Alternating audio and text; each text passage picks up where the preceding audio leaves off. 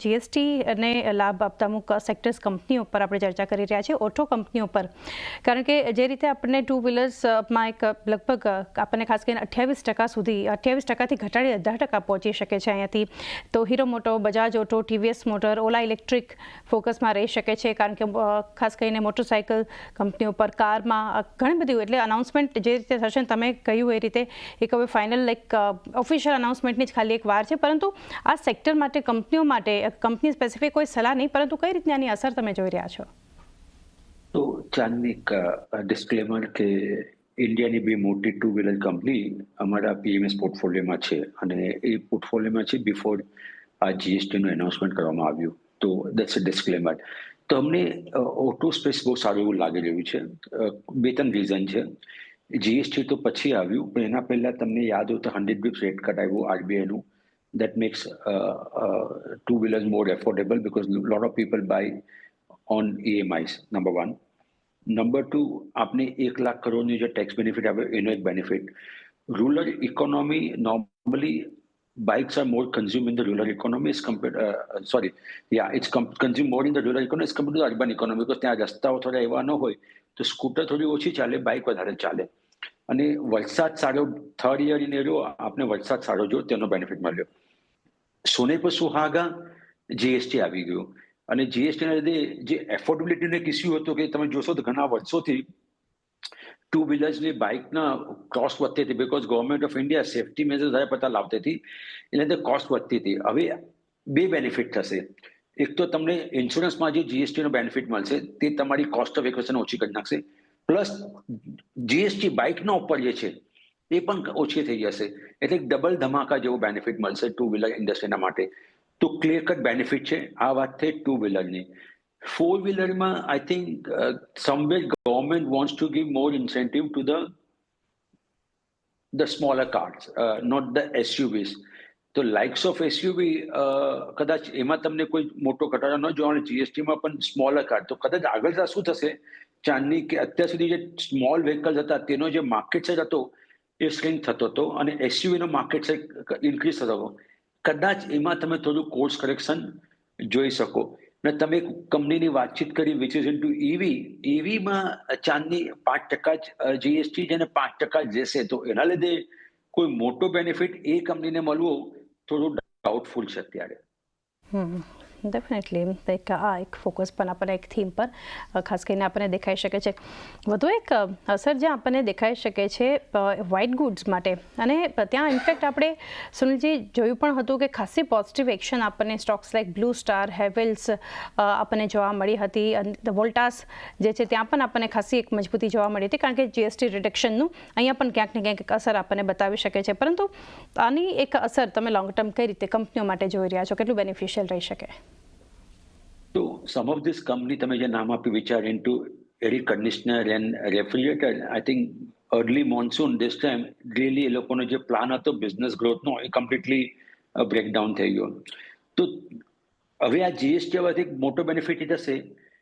બે વસ્તુ છે. એક શોર્ટ ટર્મ થોડું નેગેટિવ થશે. કેમ થશે તમને સમજાવો. લોકોને ખબર પડી ગઈ છે કે તમારી ચેનલ છે કે બીજી ચેનલો છે કે ભાઈ એસીના ભાવ છે કે વ્હાઇટ ગુડ્સના ભાવ ઘટવાના છે દિવાળી સુધીમાં. તો અત્યારે એ લોકો નવરાત્રી છે કે દશેરો છે ત્યાં એ લોકો પોતે પરચેસ કરવાની છે. ગણપતિ છે કે ખબર છે કે મારે 8 કે 9% પ્રાઇસનો ઘટાડો આવવાનો છે, તો હું આવવાનો છું, હું શું કા લેવું.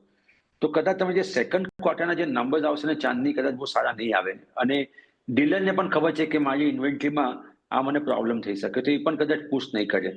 અને એનો બેનિફિટ બીકોઝ દિવાળી આ વખતે છે in the month of October, એટલે જે third quarter would be very very good. તો જે નોર્મલી આપણે જોતા હોય કે because of Ganpati, because of Navratri જે સેલ્સ વધતું હોય છે વ્હાઇટ ગુડ્સ કંપનીનું, એ કદાચ આ વખતે નહીં વધે. એટલે તમે થોડી ડીપ જોશો કદાચ રેવન્યુ અને ટોપ લાઇનમાં. પણ થર્ડ ક્વાર્ટર ઓનવર્ડ્સ તમને સારા એવા નંબર આવશે. Company specific this industry is very very competitive. બધા જ પોતાની price GST benefit pass on કરવો પડશે, એવું નથી કે તમે કરી શકો. અને ડિસ્કાઉન્ટ તમે જશો કોઈ પણ સ્ટોરમાં અને તમને 15 ઓગસ્ટમાં જે સ્કીમ ચાલતી હતી, પછી ક્રોમા હોય કે વિજય હોલસેલ કે રિલાયન્સ ડિજિટલ હોય બોમ્બેમાં, everyone giving a lot of discounts to the customers kind of stuff, which clearly shows that even the dealer wants to push the inventory so that એ લોકોની પાસે no, of course I'm talking about this is before the 15th August નું તમને જે GST ની benefit આવ્યું. તો ક્યાંને ક્યાંક company specific રહો, બધી જ કંપની નહીં ચાલશે. ઘણી વખત શું છે આપણે એમ વિચાર કરીએ કે જીએસટી નો બેનિફિટ મળે તો બધી જ કંપની એક્રોસ ધ બોર્ડ ચાલશે અને એમાં ખોટી કંપની પોર્ટફોલિયોમાં આવી જાય. એ કંપની લો જેનો પ્રોડક્ટ રેન્જ બહુ સારો છે, જેમાં લોકોનું ડિમાન્ડ છે, અને હું કંપની સ્પેસિફિક વાત નથી કરતો because it will be unfair on my because તમારા કમ્પ્લાયન્સ તમને એલાઉ નથી કરતું.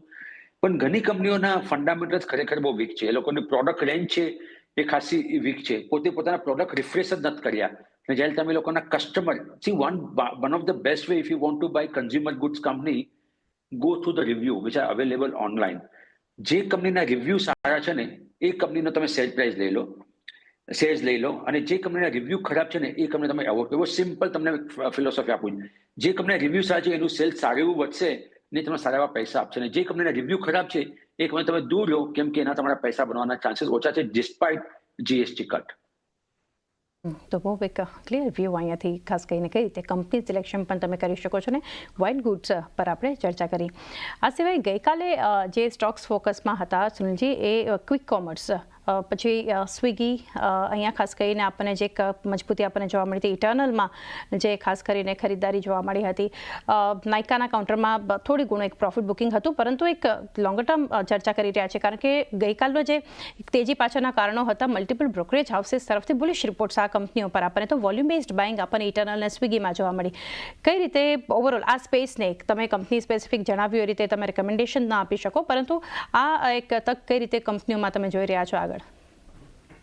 તો શાંતિ, મારો અનુભવ એમ કહે છે કે જ્યારે બધા જ રિસર્ચ રિપોર્ટ કોઈ કંપની વિશે બાય કહેતા હોય ને તે કંપનીથી દૂર રહેવું, બીકોઝ બધું જ બિલ્ટ ઇન થઈ ગયું છે પ્રાઇસમાં. એટલે આ ભાવથી તમે quick commerce company, I think this theme has been playing out in last 1 year or so કે આ છે અને બધા જ મોટા મોટા એક્સપર્ટ્સ હવે આ વસ્તુ તમને ઘણા એક્ઝામ્પલ આપી શકું છું. તમે PVR is another one example. At one point of time, everyone was bullish about that company. What happened to that company? The rest, પૈસા બન્યા ન મળ્યા. એવેડી સુપરમાર્ટ બહુ સારું હતું. એશિયન પેન્ટ્સ બધા જ રિપોર્ટ પોઝિટિવ હતા. શું થયું છેલ્લા 5 વર્ષમાં? Once upon a time, HDFC Bank was the most consensus buy across the board. And for many years, it underperformed except buying last 1 year kind of stuff. તો ચાંદી માર્કેટનો નિયમ છે. માર્કેટનો નિયમ એ છે કે જો બધા બુલિશ હોય ને તો તમને ઉપર upside is get limited. Why? Because all good things are priced in. અને માર્કેટનો બીજો નિયમ છે કે જો બધા જ most of the market is bearish on that અને મેનેજમેન્ટ સારું છે તો મે બી વધારે પડતું ડિસ્કાઉન્ટ થઈ ગયું છે, it's a time to get in to that. તો I think it's a little contra call. અને નોર્મલી માર્કેટમાં વ્યક્તિ સારા એવા પૈસા બનાવે છે જે કોન્ટ્રા કોલ લેતો હોય. તો મને લાગે અત્યારે ક્વિક કોમર્સ થોડું વધારે પડતું એક્સેસ ઓપ્ટિમિઝમ ચાલી રહ્યું છે. એટલે એ જોતા એવું નથી લાગતું કે તમારી રિસ્ક રિવોર્ડ બહુ ફેવરેબલ છે. I can go wrong also Chandni, but અત્યારે આ ભાવથી મને અપસાઇડ બહુ ઓછી લાગી રહી છે. અને will I buy in my personal portfolio? Answer is clearly no. દૂર અહીંયાથી ક્વિક કોમર્સથી રહેવા માટેની એક સલાહ બનતી જોઈ રહ્યા છે. ગઈકાલે વધુ એક સેક્ટર જે ટોપ ગેનર માર્કેટ માટે હતું નિફ્ટી આઈટી. સુનિલજી, ત્યાં પણ કંપનીઓમાં ઇનફેક્ટ ઇન્ફોસિસ, TCS જો top Nifty gainers volume based buying આપણને બતાવી હતી. આ સિવાયના સ્ટોકમાં પણ વિપ્રો, HCL ટેક મજબૂત સ્ટોક હતા. એમ્ફેસિસ, કોફોર્ટ જેવી કંપનીઓ મિડકેપમાં મજબૂત હતી. કઈ રીતે આઈટી માટેનો એક સમય, ઘણા સમયથી આપણે જોઈ રહ્યા છીએ કે આઈટી કંપનીઓમાં, અને ત્યારબાદ આપણે અર્નિંગ સિઝન જોઈ, કંપનીઓની કમેન્ટ્રી, ગાઈડન્સ મેનેજમેન્ટ આવનારા સમય માટેનું જોયું, પરંતુ આપ લોંગ ટર્મ માટે કઈ રીતે આઈટીને જોઈ રહ્યા છો? એને કે આઈટી નંબર્સ બહુ સારા નહીં આવે Q2 ના. પહેલા તો આપણે એક કરી દે, લોકોને કહી દે કે ભાઈ નંબર્સ બહુ સારા નહીં આવશે તમને Q2 માં, બીકોઝ કેમ છે ટારિફ રિલેટેડ અનસર્ટેનિટી છે, AI steel is playing out. તો ક્યાંક ક્યાંક તમને શોર્ટ ટર્મમાં મોટો પૈસો બનવું આઈટીમાંથી થોડું ડિફિકલ્ટ છે. કદાચ લોંગ ટર્મમાં મને લાગે છે કદાચ તમારા પૈસા બનશે આગળ જતા, કેમ કે lot of negativism is already there in the price. Last 1 year IT would be one of the worst performing sector. 2025માં ડબલ ડિજિટમાં IT index has come down. તો lot of bad things are there in the price at this point of time. પણ again પહેલે શું હતું કે ચાંદની આઈટીમાં each and every company use to do well. એનો જ્યારે રેલી આવતી તો લાર્જ કેપ પણ ચાલતું, મિડ કેપ લાર્જ કેપ કરતાં વધારે ચાલતું, અને સો એન્ડ સો ફોર્થ. હવે કદાચ આગળ એવું નહીં થાય. તમે કોમેન્ટરી સાંભળશો તો some companies are little confuse in terms of their AI strategy. તે લોકોને ખબર નથી કે તે લોકો શું કરવા માંગી રહ્યા છે. બિકોઝ તમે તન કોમેન્ટરી સાંભળ્યો, તન કોન કોલ સાંભળશો મેનેજમેન્ટના, તો somewhere we don't find the consistency in the management thought process in AI. એ company definitely are going to underperform in a big time. But those companies are adopting AI. અને મારું એવું study છે અત્યારે ચાંદની, કે થોડી mid size companies are more agile in terms of એડોપ્ટિંગ AI as compared to the large market cap company. So within IT, I think at this point of time, of course, તમને પૈસા મોટા નહીં મળશે in a near future. But if you're smart enough, get into mid-size IT companies and you hold on for next about 3 years or so, I think you will make tons of money in this company. The common thing right now is the company which is has a clarity of adopting artificial intelligence, because artificial intelligence is the name of the game, whether we like it or not. એક view overall આપણને એક બનતો દેખાડી રહ્યો છે ખાસ કરીને IT કંપનીઓ માટે.